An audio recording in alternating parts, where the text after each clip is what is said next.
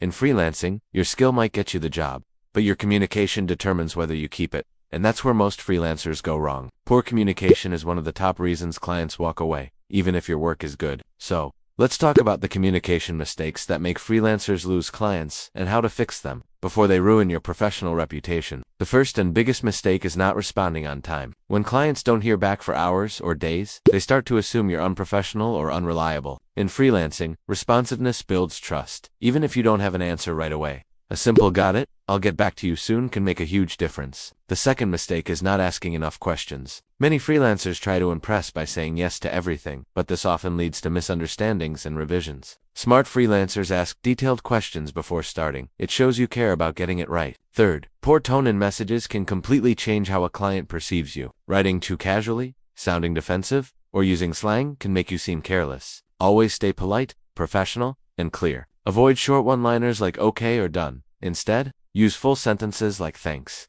I've completed the first draft and will send it shortly." Small differences like that show professionalism. Another big mistake is not giving updates regularly. Clients don't want to chase you for progress. They want reassurance that their project is moving forward. Even a short daily or weekly update like "I've completed 50% of the task, here's a preview" can boost their confidence in you. Similarly, overpromising and under-delivering is a huge red flag. Many freelancers make big promises to win the client, but when they fail to meet expectations, it destroys trust. Be realistic about what you can do and by when.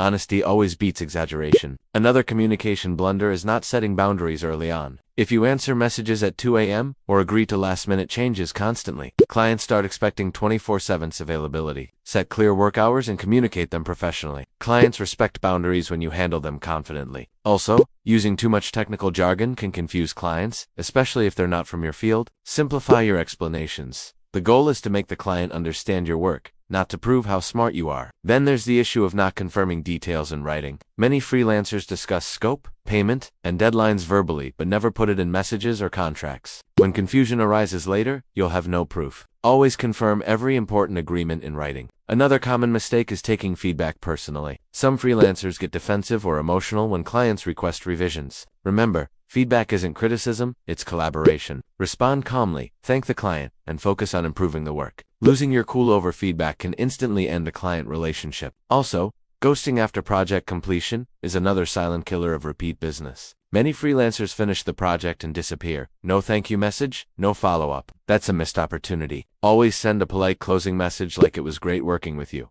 I'd love to collaborate again in the future." It leaves a professional impression and increases your chances of being hired again. Finally, failing to listen actively can be disastrous. Some freelancers are so focused on replying that they don't truly understand what the client is saying. Take notes during meetings, repeat back key points to confirm understanding, and show attentiveness. Good communication isn't about talking more, it's about listening better. In the freelancing world, great communication isn't just a soft skill, it's your survival skill. Clients choose freelancers who make their lives easier